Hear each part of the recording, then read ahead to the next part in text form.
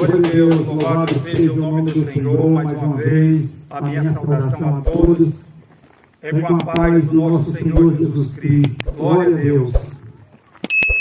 Quero deixar uma palavra bem conhecida, Isaías, capítulo de número 53, versículo 1 em diante.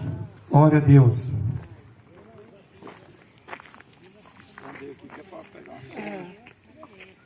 Quem deu crédito à nossa pregação e a quem se manifestou o braço do Senhor?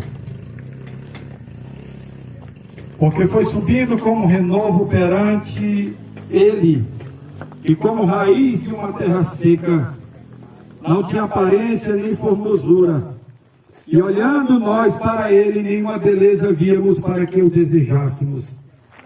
Era desprezado e o mais indigno entre os homens, homem de dores, experimentado nos trabalhos, e como um de quem os homens escondiam o rosto. Era desprezado e não fizeram dele caso algum. Verdadeiramente ele tomou sobre si as nossas enfermidades e as nossas dores, e levou sobre si, e nos sepultou por aflito, ferido de Deus e oprimido. Mas ele foi ferido pelas nossas transgressões e moído pelas nossas iniquidades.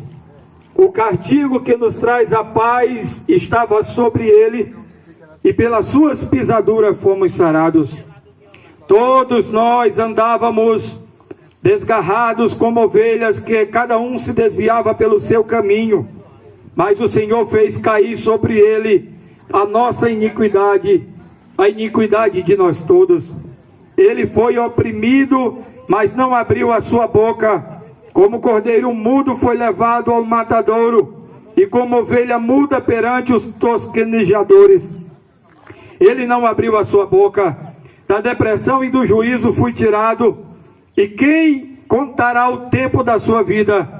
Porquanto foi cortado da terra dos viventes, pela transgressão do meu povo foi ele atingido. Bendito seja o nome do Senhor. Isaías capítulo de número 53, a Bíblia relata aqui a história de Jesus Cristo de Nazaré, fazendo menção ali ao sacrifício de Jesus Cristo na cruz do Calvário. A Bíblia aqui conta neste capítulo de número 53 de Isaías, o prazer que o Pai tinha em ver o seu Filho sofrendo pelos nossos pecados. A Bíblia diz que quanto mais o peso vinha sobre os ombros de Jesus, mais o Pai tinha prazer, porque a Bíblia diz que ele estava fazendo isso para que a humanidade fosse alcançada mediante o sacrifício de Jesus Cristo de Nazaré. Jesus veio ao mundo e o mundo não conheceu. Diz a Bíblia que ele era sem formosura e sem aparência, porque as pessoas esperavam que Jesus viesse e nascesse em um castelo.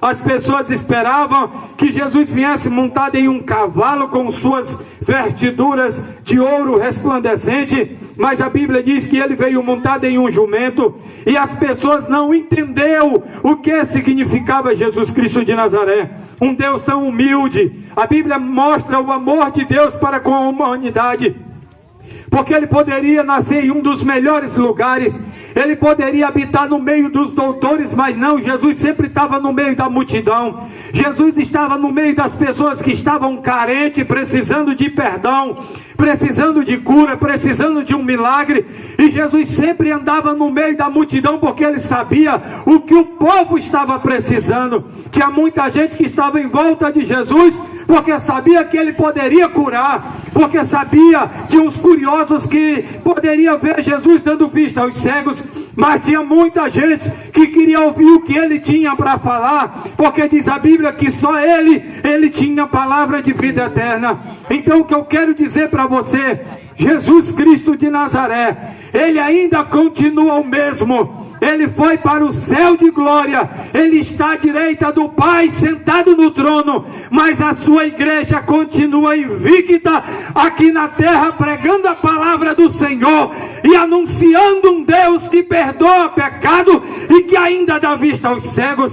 Somente Jesus Cristo de Nazaré é quem pode perdoar pecado. Somente Jesus Cristo de Nazaré é o único que pode abrir a vista aos cegos, levantar da cadeira de roda os paralíticos e perdoar pecado. Jesus Cristo de Nazaré. Hoje as pessoas não entendem. Tem muitos que conhecem a palavra de Deus, mas não obedecem. Tem muita gente que ouve pregando sobre o arrebatamento da igreja, mas finge que não ouve.